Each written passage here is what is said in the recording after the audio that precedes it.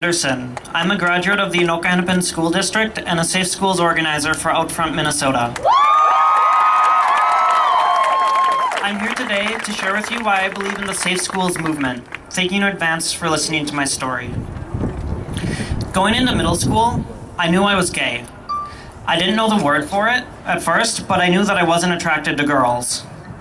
On my first day of 6th grade, I began to hear people calling each other gay and fag.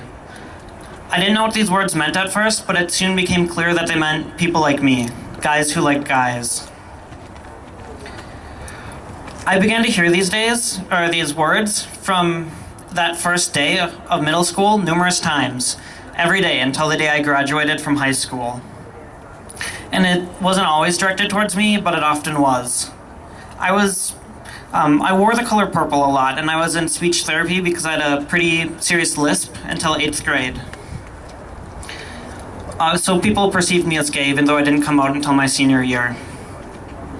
One time in 8th grade, a student said to my face, about 5 feet from a teacher, "Gays should go kill themselves so that we don't have to deal with them anymore." And the teacher's response was, "Quiet, you can't talk during class time." I want to take a moment to stress that I had some amazing teachers, but the number of people who weren't prepared to deal with the type of bullying that I faced vastly outnumbered them. I don't blame teachers for this, but I do blame anti-LGBT policies and a lack of training. I thought that things would be different once I started high school. My lisp was much less noticeable and I'd stopped wearing purple. I started trying to dress more like my older straight brothers. I had a lot of people from middle school there though, so none of that mattered.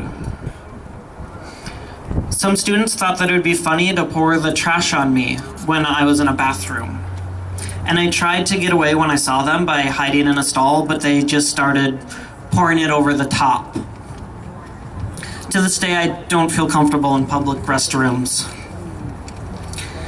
I didn't hear anything positive about LGBT people, and I began to internalize all the messages I was hearing, like fags are disgusting and sinful, the world would be better off without them, and who would ever want to be friends with a fag?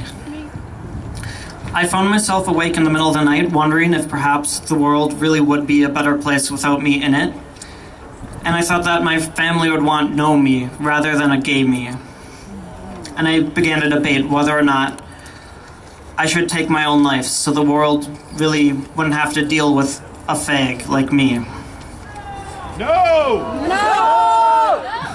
I wanted to ask for help, but I was still in the closet and I didn't have very much support, and I was worried that they would tell my parents or perhaps even agree with my peers.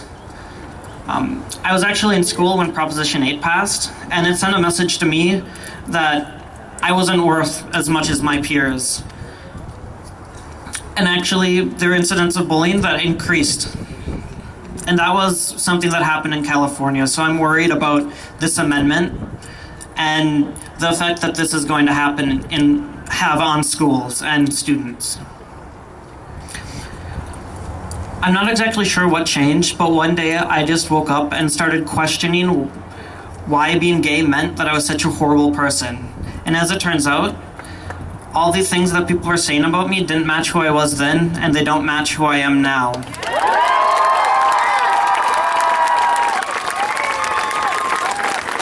I got involved in local efforts to change things. I joined a group called the Anoka Gay Equity Team, and we organized other students and community members to come together to share our stories, thoughts, and experiences with each other and the school board in an attempt to create change.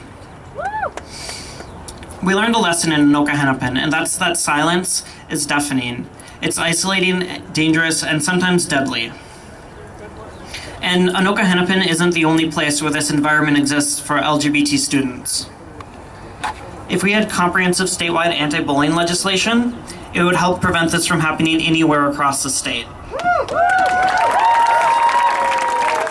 Governor Dayton took a huge step forward by creating the Task Force on the Prevention of School Bullying. They'll be traveling around collecting best practices and stories. And if they're coming to your community, reach out to them. And even if they're not, send them an email or call them and ask to speak with them. Because it's important that they hear from you. Just because they recommend something doesn't mean that it'll be made into law. It also doesn't mean that we should wait for things to get better. When I was in 8th grade, telling me to wait until I graduated was telling me to wait an eternity. 4 years was almost a third of the entire life I'd lived so far.